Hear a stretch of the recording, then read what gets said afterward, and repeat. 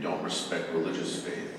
And at the end of the day, they're not going to respect civil rights and civil liberties, and we're seeing that. They don't really believe in your right to free speech and other things that all of the traditional liberal, classic liberals, like Alan Dershowitz, who's on Newsmax quite a bit, they tend to espouse values that allow for free speech, free discussion. But that's all disappearing, and it's all part of this war on, secular war. David Horowitz wrote the book on this, which is Dark Agenda, the effort to destroy Christianity, and I think we're seeing it in the public square. Josh, this is not an American-born phenomenon. Can you add to what they were saying? Yeah, well, so on this point, I would say absolutely there's a war against faith in the media and in politics. And the way this takes form, I think, is political correctness. That is 1967 Mao Zedong in communist China. Basically, the idea was this. You are politically correct if what you're saying aligns with what the party is doing. The Communist Party is doing. At the time it was the Cultural Revolution, right? Killing rightists, killing your landlords, persecuting teachers. That was politically correct in China in 1967. Now it's the same thing. You can have your religion, you can speak your religion, you can have your values, but if you say or express any value that opposes the system that they want to push, you will be attacked relentlessly. And so you are free to have your faith, you're free to express your faith, but if you say anything that's an expression of value that goes against the political interest, then you'll be attacked. I would say it's very much like more like an inquisition than anything. You have a new religion that's informing politics and media, and if you go against that new religion informing politics and media, which is socialism, then you will be subject to persecution for this new inquisition. And that's exactly what's happening right now, under the guise of political correctness. I agree with that. I agree with all of these comments, but the question is why? The godless have always resented and feared those who believe in God. Why is that? Because if you believe in God, you have a fundamental foundation built on truth. You actually respect truth, you believe in truth. If you don't believe in God, you are a God, and most of the mainstream media are godless. They no longer value truth. So journalism used to be a noble profession. It still is a noble profession, but the mainstream media, they don't practice journalism. They no longer respect truth because they can't manipulate you into believing something that's not true unless they can convince you that it is not true. And actually, maybe they do practice journalism, they just don't execute journalism. You stepped on something so pivotal that I want to bring up, Phil, and I need all your help on this. I try to explain to people all the time. I grew up in New Hampshire reading the Manchester Union Leader. The slogan was, "There's nothing so powerful as truth," Daniel Webster. I'm in trying to explain the media environment, people say to me, well, there's conservative media and there's left-leaning media. And this is what I want you to, I don't think that's true anymore. I think and I really need some help on this, guys. I really think that there's truth-based media and there's fiction. And I don't even need to name those outlets, but they're either ignoring the story or they're telling a version of the story that just isn't true. Can you react to that, Phil? Well, their truth is truth by omission. So they will omit certain stories that they don't want you to know about. It was about a month ago that John Durham decided to reveal that somebody in Hillary Clinton's campaign had wiretapped the Trump campaign when he was running for president, and it continued on into his presidency. Now, Mark Levin, who I respect greatly, says that's the #1 scandal in the history of this country. You would think if that was the #1 scandal in the history of the country, the mainstream media would have reported on it. But they didn't. CNN gave it 2.5 minutes of coverage, and mostly negative. And it was not on NBC, ABC, CBS. I didn't see it in the Washington Post. I picked up a copy of the New York Times on the Sunday after this story was revealed, expecting to see it above the fold. New York Times didn't report on it. They don't want you to know certain things. They figured out if we can just not report on it, we can pretend it doesn't exist. Now, why Did they not want you to know about it? And why did they not want to report about it? Because they were complicit. They were part of it. For years, that was their narrative, that Russia had influenced the Trump campaign, when in fact it was not Donald Trump being influenced by it. Okay, so I might just add, Phil makes a really good point here. We saw before the 20 election these serious allegations about Hunter Biden's laptop. The story was broken by the New York Post. The New York Post leans conservative, but it's not known as being right-wing. And there's been no evidence to counter the idea that this was not Hunter Biden's laptop. So it's very serious allegations made from what's in there. So not only did the press not report, so it wasn't picked up at all by any of the press, but a lot of media access points, Twitter, Facebook, Instagram, all worked to block the story from the Post being shipped virally by social media. There's a level now of mendacity and conspiracy by some of these companies to block. You know, if you had a RICO, if it was illegal, you could file a RICO statute against some of these companies for what they're doing. We're seeing it now. You can't talk about vaccines. You can't talk about voter fraud. You can't talk about the 2020 election. And I think we've all of the folks here that have been in the media are seeing it across social media. And it's wrong, it's censorship, it so clearly violates our constitutional rights. But the spirit of America means that there should be an outcry, and there isn't. But while it is right, Chris, it's wrong and despicable and disgusting, it creates an unusual, golden opportunity for those of us on the other side of the argument, like Newsmax and others. I'd like to stop this panel right now because Phil Boyce is on fire so much that I'm actually just going to quit and walk off the stage and have him moderate. It's like he's doing my work for me. Phil, I owe you something later. Literally that's what I was thinking. So Josh, you know, isn't truth and tradition is your slogan, right? That's Did right. I get that right? Truth and tradition. Okay, why?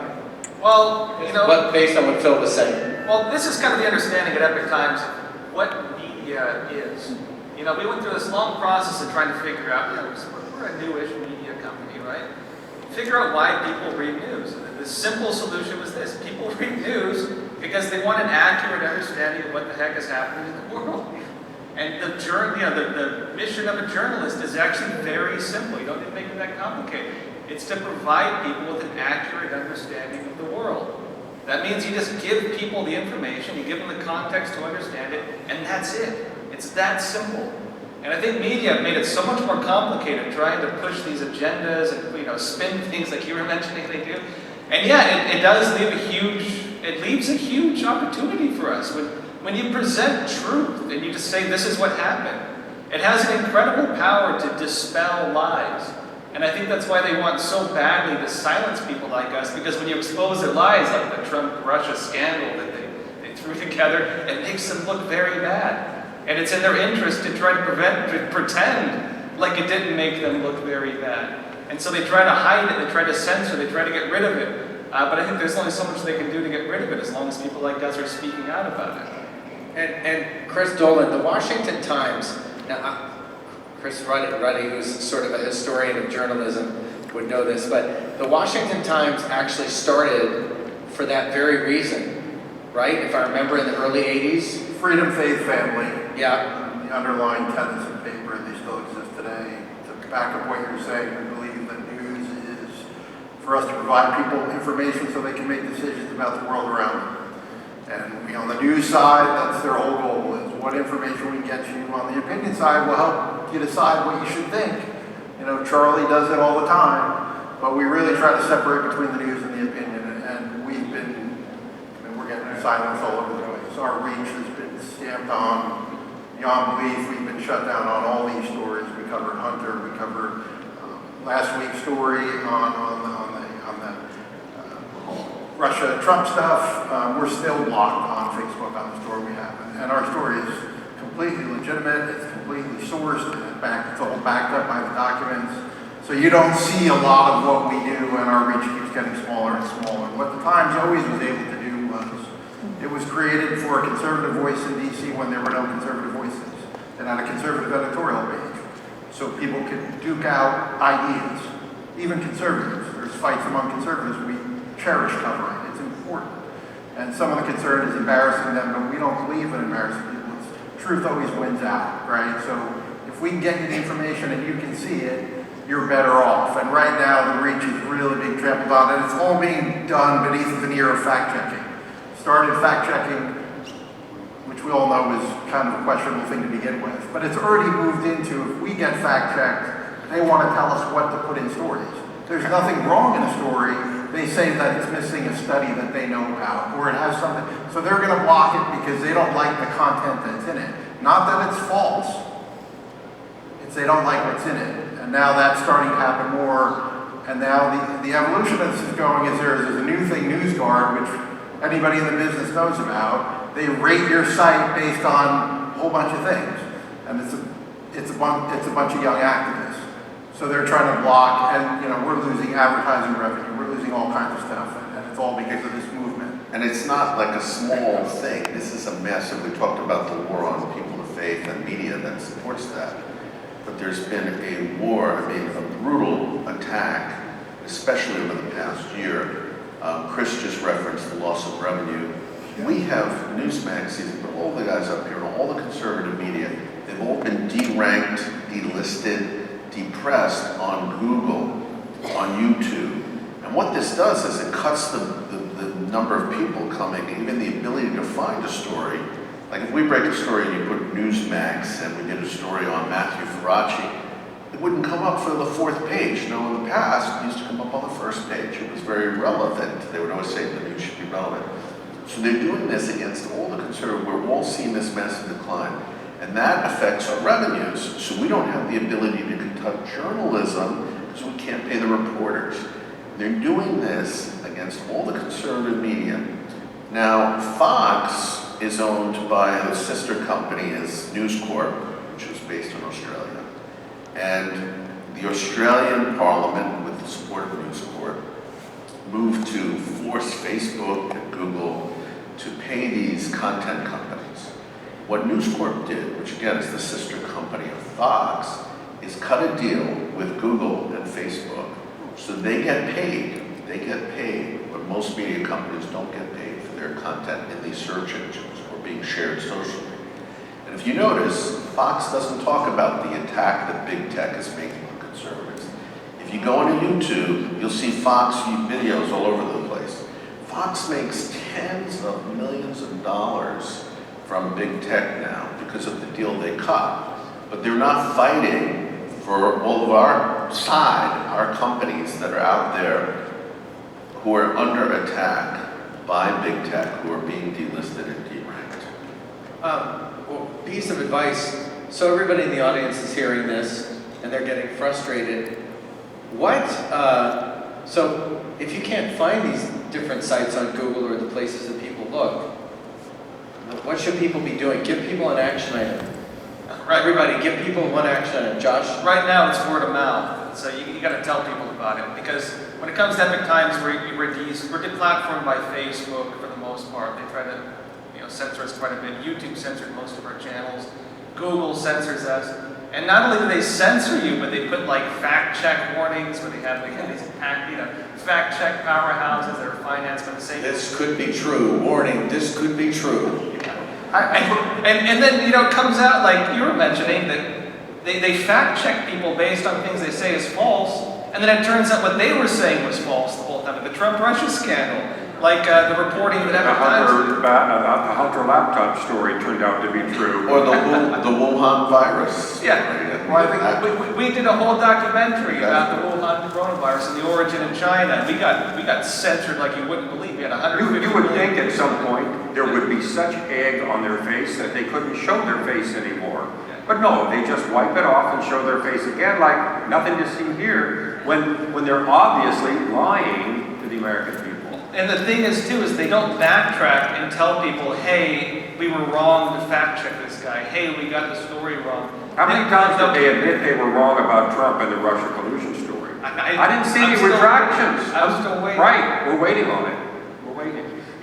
Here's the thing though, for every time this happens, the American people come up with a solution, and the solution is some platform that is not going to be the victim of cancel culture. So Rumble has become much bigger now because that's a platform where you can actually go and you're not going to be canceled. So, you know, I've got Eric Metaxas sitting here. He's got a lifetime ban on YouTube. For what? He should be honored by that, by the way. We were removed from YouTube last summer for a whole week because we had Rand Paul, who's a medical doctor, say that he did not believe masks worked, and there's a lot of scientific evidence that shows that they don't work. There's not a lot of scientific data to support they do work. And they said, well, that was misinformation on COVID. And so Newsmax was not able to post a video for a full week. I might, like Newsmax, since the last election, we've had close to 7 million downloads of our app, which is free. But you can go directly to everyone, Washington Times app, EpochTimes, Salem Media, download our apps and go to us directly. We're just seeing millions and millions of people engage that way. It's been very powerful. And I think it's direct consumer to news that you have to start doing, because if you just rely on the search engines or what Facebook feeds you, your life is not going to be great. So here's your action item for everybody watching, listening. If you really care about free speech, if you really care about religious freedom, go to each of these guys' apps, download them. If there's a subscribe button, put your money where your mouth is and subscribe. You remember back in the day, NPR came with a free tote bag, or maybe that was PBS. You don't get a tote bag, but you get the truth, which is better. Okay, so this is our shameless infomercial section. But seriously, these guys are standing for you. Are you going to stand up for them? Can we get a round of applause, please? Another thing that gets lost. Yeah. You know,